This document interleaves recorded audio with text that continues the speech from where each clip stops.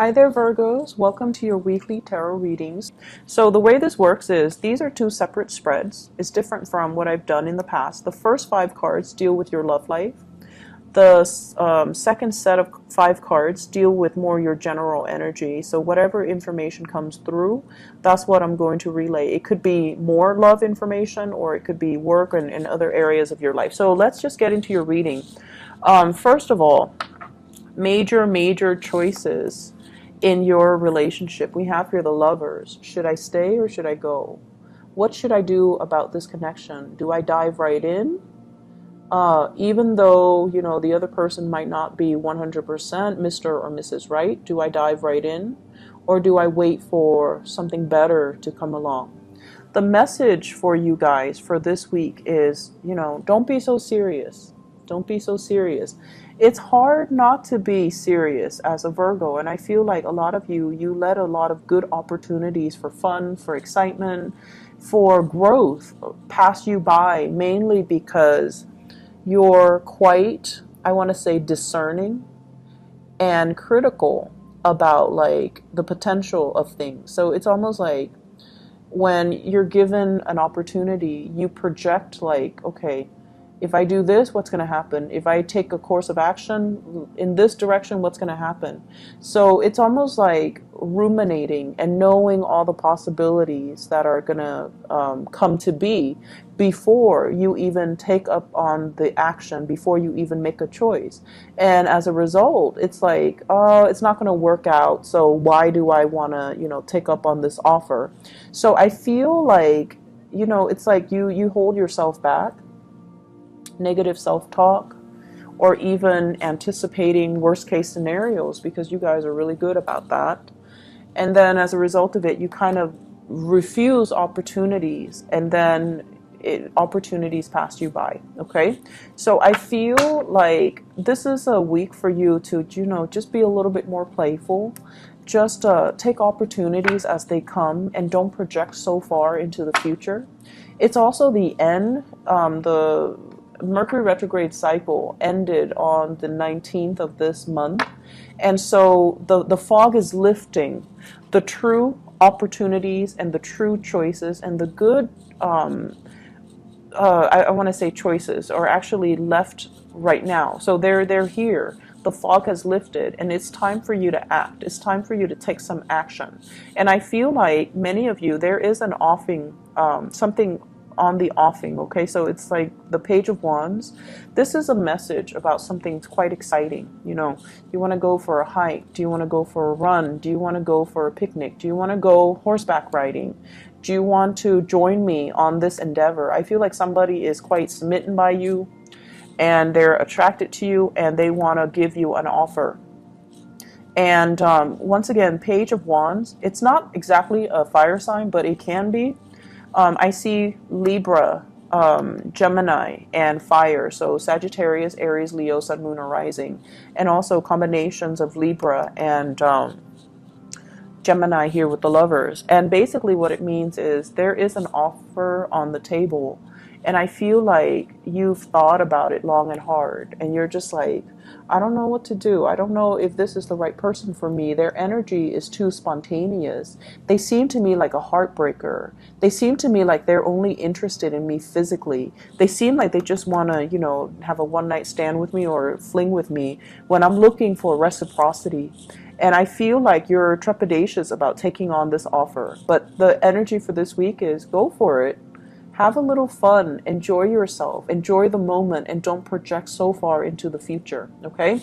So like, look at what's in front of you rather than look at what it is that you're thinking, you know, 3-4 months down the line. So learn to live in the moment, stop with the worry, stop with the rumination, stop with the projection, and just really be present in this moment, because I feel like you're letting a lot of opportunities pass you by, and you're also you have also kicked yourself, you know, over not grabbing new opportunities. So there is a tremendous amount of fun and excitement and social events and outings that can occur for you this week, but you're still not going for it. I feel like towards the end of the week, towards the weekend, you definitely will take up on these offers, either with a fire sign or a Gemini. Okay, so Sagittarius, Aries, Leo, and an air sign, so Gemini. Not so much a Piscean energy with this, even though it's a dual sign, but I'm feeling more of a Gemini vibe. What I'm feeling for many of you, you've left a relationship. The Justice card indicates like a divorce, a separation, or something where you felt it was like totally unfair. And I feel like you're still recuperating from it, and you might have some trust issues regarding new offers that are on the table for you. For those of you who have been gotten out of a marriage, I feel like you're taking like small steps, which is great, venturing into the dating environment, and I feel like it's going to work out really well for you. So you have communication and messages that are going to be coming in with somebody that you have a very strong attraction towards, okay? And I feel like it can be the start of something very, very solid and really good for you. So please take up on this offer. For those who are in coupled relationship, there might have been relationship issues here.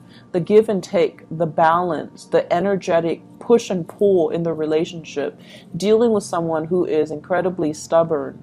You're trying to right a situation. You're trying to be patient with them, and I feel like your patience is running out. The main problem that I feel with a lot of Virgoan people in relationships is that you expect perfection from your partner. You expect your partner to be able to be, you know, like to overcome all of their problems on their own, because you yourself, you're able to solve your own problems. And you're dealing with somebody who might be very trapped, very stuck in their ways.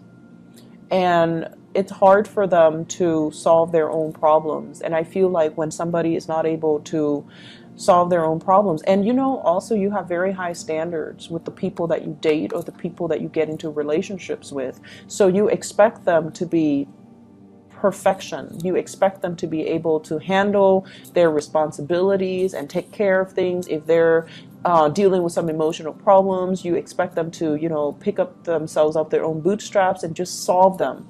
And I feel like your partner needs that emotional support from you, okay? They're a little bit confused, like, what's my direction in life? Where do I want to go? Where do I want to live?